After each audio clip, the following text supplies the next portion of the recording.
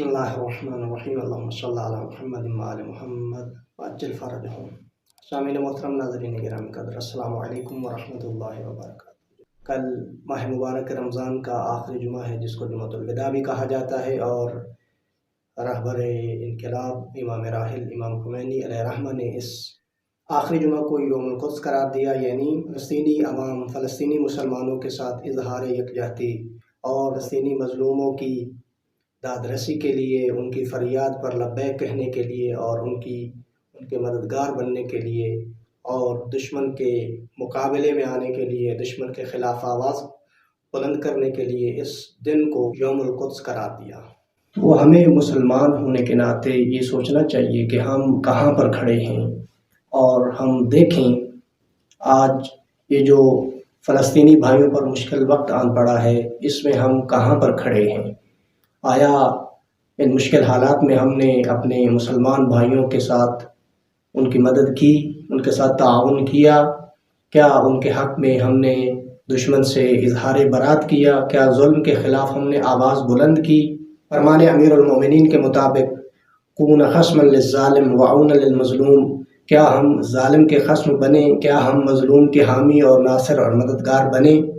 تو ہمیں دیکھنا ہے کہ ہم آج کس مقام پر ہیں، اور وہ وقت قریب ہے کہ جس دن فلسطین کے مسلمان اور فلسطین کو انشاءاللہ آزادی نصیب ہوگی۔ تو ہمیں یہ دیکھنا ہے کہ ہم فلسطینی بھائیوں کی آزادی میں اپنا کیا رول ادا کر سکتے ہیں۔ امیر کائنات نے یہ جو فرمایا کونا خصم للظالم، تو یہاں خصم سے مراد کیا ہے؟ کیا فقط اظہار نفرت ہے، اظہار برات ہے دشمن سے؟ قطعاً ایسا نہیں ہے۔ خصم کا معنی یہ ہے کہ اگر ظلم اور ظالم جو ہے وہ اپنا سر بلند کرتے ہیں تو ان کو سرکوب کرنا ہے، ان کو سر نگوں کرنا ہے، ان کے گریبان میں ہاتھ ڈالنا ہے۔ یہی وجہ ہے کہ ظالم کے گریبان میں ہم نے ہاتھ نہیں ڈالا، جس کی وجہ سے آج ظالم جو ہے وہ اتنا صاحب قدرت ہو گیا ہے اور آنکھیں دکھا رہا ہے۔ یہ بھی وقت ہے کہ مسلمانوں کے اندر ایک اتحاد کی فضا قائم ہونی چاہیے۔ اگرچہ کہ مسلمانوں کے درمیان فروعی اختلافات کثیر ہیں، لیکن ان سے صرف نظر کرتے ہوئے جہاں کہیں پر بھی عالم اسلام میں مسلمان موجود ہیں، ان کا فرض اور ذمہ داری بنتی ہے کہ وہ مظلومین عالم اور بالخصوص مظلومین فلسطین کے لیے کم از کم اپنی صدا، اپنی آواز کو بلند کریں، اور یہی ان کی آواز کا بلند کرنا ظالم کے خلاف مظلومین فلسطین کی حمایت شمار ہوگی۔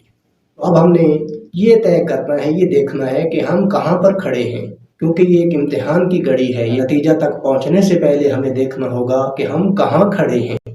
کیا ہم دنیا کے نام نہاد آزادی کے جو خود کو چیمپئن کہلواتے ہیں، علمبردار کہلواتے ہیں، کیا ان کے ساتھ کھڑے ہیں؟ اور حقوق انسانی اور آزادی اظہار کے جھوٹے نعرے لگانے والوں کے ساتھ کیا کھڑے ہیں؟ اور یہ بھی دیکھنا ہوگا کہ ایسا تو نہیں ہے کہ ہم اس پورے عرصہ میں جب سے یہ غاصب اور ناجائز ریاست جو ہے یہ قائم ہوئی ہے اور یہ ظلم کر رہی ہے فلسطین کے مظلومین پر اور مسلمانوں پر، کہیں ایسا تو نہیں ہے کہ اس 75 سال میں ہم ان ظالموں کے ساتھ اور ستم گھروں کے ساتھ کھڑے ہیں؟ کیا ایسا تو نہیں ہے کہ ہم 75 سال میں فلسطینی بھائیوں کے اور بچوں کے، خواتین کے خون بہانے والوں کے ساتھ کھڑے ہیں، یا پھر ان فلسطینی مسلمانوں کے ساتھ کھڑے ہیں؟ ہمارے لیے کیسے واضح ہوگا کہ ہم کس کی حمایت کر رہے ہیں؟ آیا ظالم کے ساتھ ہیں یا مظلوم کے ساتھ ہیں؟ یہ ہمیں معین کرنا ہوگا، اس کو مشخص کرنا ہوگا کہ ظالم کے ساتھ ہیں یا پھر فلسطینی مظلومین کے ساتھ ہیں۔ ہاں، اگر یہ دیکھا جائے کہ عالم کفر جو ہے وہ عالم اسلام کے مقابلہ میں امت واحدہ کی طرح اکٹھے ہو کر، یکجا ہو کر مسلمانوں کی نسل کشی میں اپنی ساری توانائیاں صرف کر رہے ہیں، کیا مسلمان ایک جگہ اکٹھے اور یکجا نہیں ہو سکتے؟ کیا مسلمانوں میں اتحاد اور وحدت نہیں ہو سکتی؟ آخر کیوں؟ تو مجھے ایک ایز اے مسلم ان مظلومین عالم اور مظلومین فلسطین کے حوالے سے میری ذمہ داری کیا ہے، فریضہ کیا ہے؟ میں کیا کروں کہ میں اس دائرہ اسلام کے اندر بھی رہوں اور میں ان کی حمایت کر سکوں؟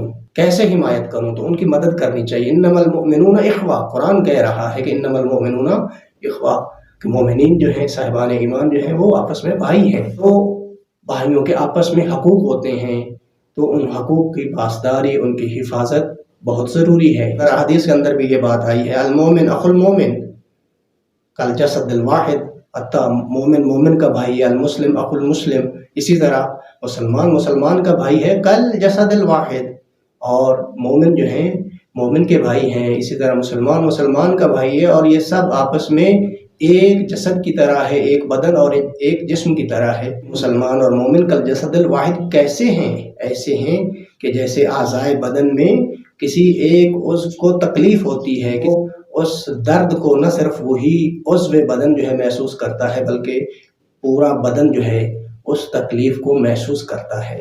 تو یہاں پر یہی بیان کیا جا رہا ہے کہ اگر کہیں پر مسلمانوں کو ظلم کا نشانہ، بربریت اور ستم کا نشانہ بنایا جا رہا ہے، تو ایسا نہ ہو کہ وہ ظلم وہیں تک ہے، بلکہ ہم بھی اس ظلم کو، اس بربریت اور ستم کو محسوس کریں۔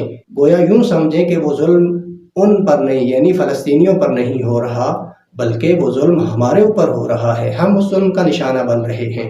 تو جب ہم اپنے آپ کو اس مقام پر لے آئیں گے، اس وقت ہم اقدامات کرتے ہیں کہ بھائی ہم اپنے آپ کو اس ظلم سے بچائیں، تو کیسے بچائیں؟ تو نتیجہ یہ نکلا کہ امت کے ایک حصے کی جو تکلیف ہے اس کو پوری امت کو محسوس کرنا چاہیے۔ جہاں تک مسلمان عوام کی بات ہے تو ان کے اندر جذبہ ایمانی، حمیت اور غیرت اعلیٰ درجہ پر موجود ہے۔ تو جب حمیت اور غیرت اعلیٰ درجہ پر موجود ہے تو ہمیں کل جو ہمیں دن نصیب ہو رہا ہے، ہم اظہار برات کریں ظالم سے اور مظلوم کے ساتھ اظہار یکجہتی کریں، تو یقیناً پروردگار عالم اس ماہ مبارک میں اس سائی کو انشاءاللہ اپنی عبادت شمار فرمائے گا۔ اور یہ وہی فلسطین ہے کہ جس کو بانی پاکستان قائد اعظم محمد علی جناح علیہ رحمہ نے یہ کہا تھا کہ یہ اسرائیل مغرب کی ناجائز اولاد ہے، اور یہ اسرائیل وہ ناجائز ریاست ہے کہ جس کو امت مسلمہ کے دل میں خنجر کی طرح گھونپا گیا ہے، لیکن مسلمان کبھی بھی اس کو ریاست تسلیم نہیں کریں گے۔ تو پہلے دن سے یہ طے ہو گیا کہ یہ یہودی جو قابض ہیں، جو پناہ گزین تھے، مسلمانوں نے دل کھول کر ان کو پناہ دی، لیکن اس کا نتیجہ کیا ہوا؟ نتیجہ یہ ہوا کہ آج وہی مسلمان جو ان کو پناہ دے رہے تھے وہ خود پناہ مانگ رہے ہیں، اور وہ مسلمان جو ان کو گھر دے رہے تھے، جگہ دے رہے تھے، انہی مسلمانوں کو وہاں سے، اپنی سرزمین سے، اپنے گھروں سے بے گھر کر دیا گیا، اپنی سرزمین سے جو ہے وہ نکال دیا گیا۔ اتنا بھی ہم سے ممکن ہو سکتا ہے ہم ان فلسطینی مسلمان بھائیوں کی حمایت میں آواز کو بلند کر سکتے ہیں تو آواز کو بلند کریں، احتجاج کر سکتے ہیں تو احتجاج کریں، مظاہرے کر سکتے ہیں تو مظاہرے کریں، اور اپنے اظہار یکجہتی کا اعلان کریں اور ظالم سے اظہار برات کریں۔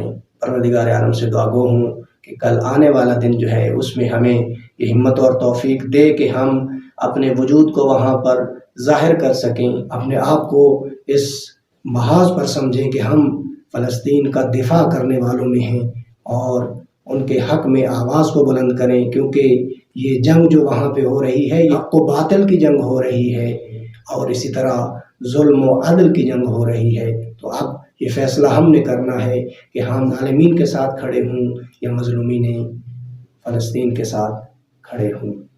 السلام علیکم ورحمۃ اللہ وبرکاتہ۔